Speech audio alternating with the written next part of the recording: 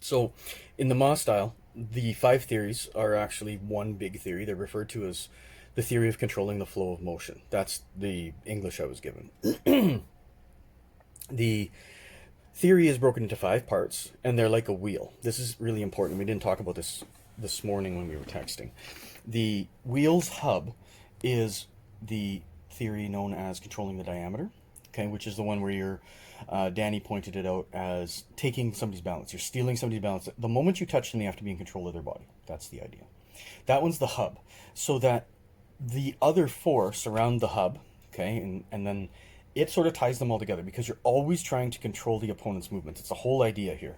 So mainly, most of the time in martial arts at beginner level, you're learning how to deal with your own person. You live in your head, right? Everybody in modern day basically lives up here, especially modern people that live in cities. So because we kind of have this weird disconnect in our bodies that we think we're here and that the body is just sort of carrying us around, the first few stages of martial arts training are learn that that's not true, right? You have to figure out that you and your body are one thing. There's not a duality there. That's the very first duality you have to work on. And you can see it when somebody starts to get it in martial arts because they start to look like they're actually doing martial arts instead of, some kind of odd interpretive dance.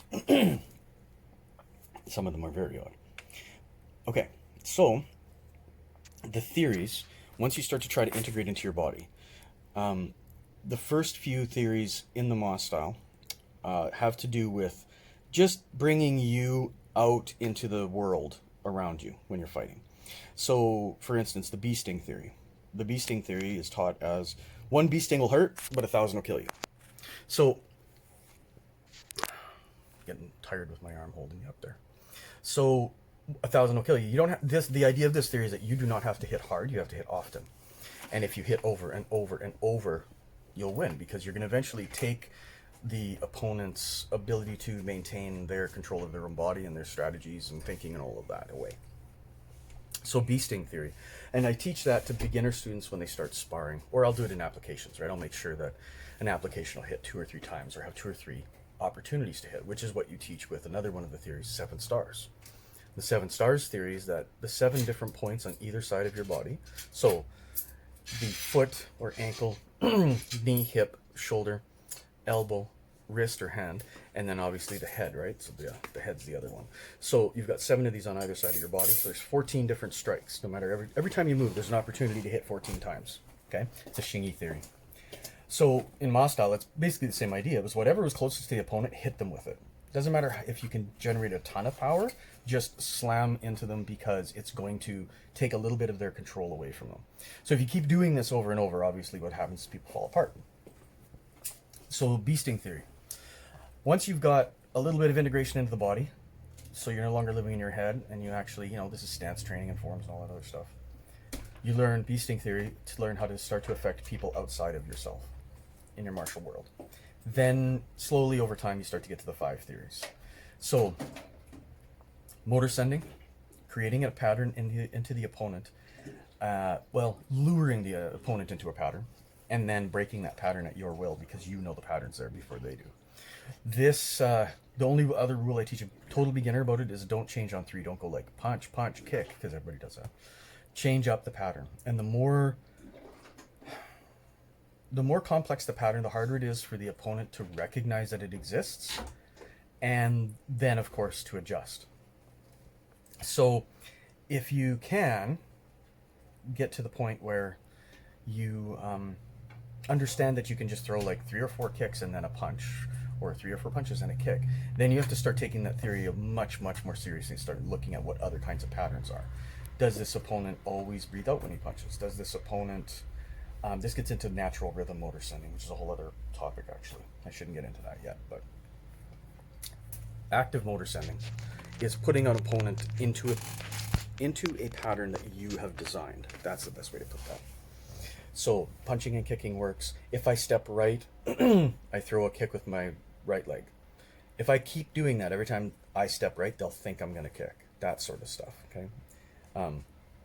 These are worthy of like serious discussion, but I'm just kind of adding some stuff to the thing here. So motor sending, that's motor sending. Interception, Danny explained really well. It's making an opponent's forward momentum blast into you, like run into something. Basically, it's making an opponent's forward momentum run into your forward momentum. That's an interception. Okay. Now, stepping by means that I use my forward momentum to gain body weight for power and time. And then we've got controlling the terrain, which is taking care of where the fight takes place. And as Danny pointed out in his writing, putting the sun over your shoulder, that's a classic one from The Art of War.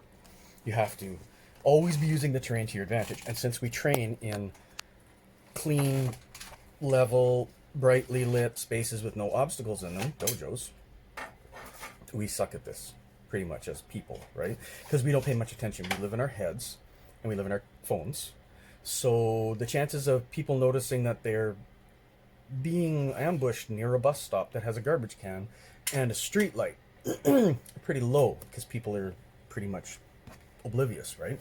But if that was the scenario and I had a street corner or a bus stop, so I have a bench, I've got a little bus shelter maybe, I've got a garbage can, and I've got a light. So the light should be over my shoulder like the sun, so that I'm a silhouette, right? That way he can't see my strikes coming if they come out of the center of my body, for instance, because you're just dark. I learned that the hard way in a sparring match, like really the hard way in a sparring match. You can make yourself invisible standing in front of a light. And I've got a garbage can that I can slam him into. I've got maybe stuff in the garbage can I can take out and beat him with.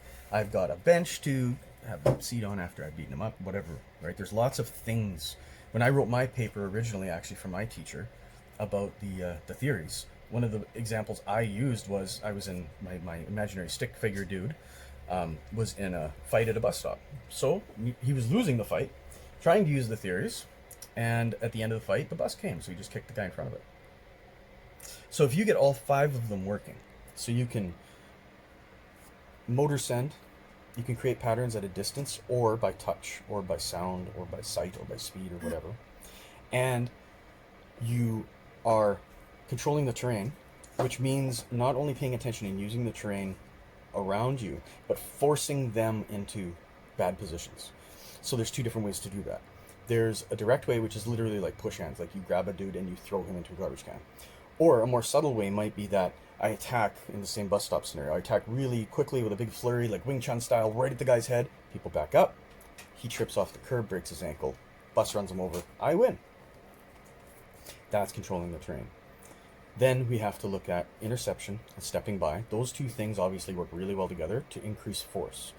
The idea about increasing force is all physics.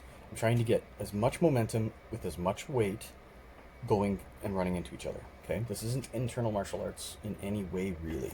This is just physicality, right? This is just physics. And then controlling the diameter is a really big one. It's worth another video too. But every time you touch the opponent, the way Dan put it, steal their balance. That's an excellent, more succinct way to put it than I normally do, actually. So we'll just go with that. Hopefully this helps a little bit. That's pretty much, off the top of my head anyway, the theories that you learn at the beginning.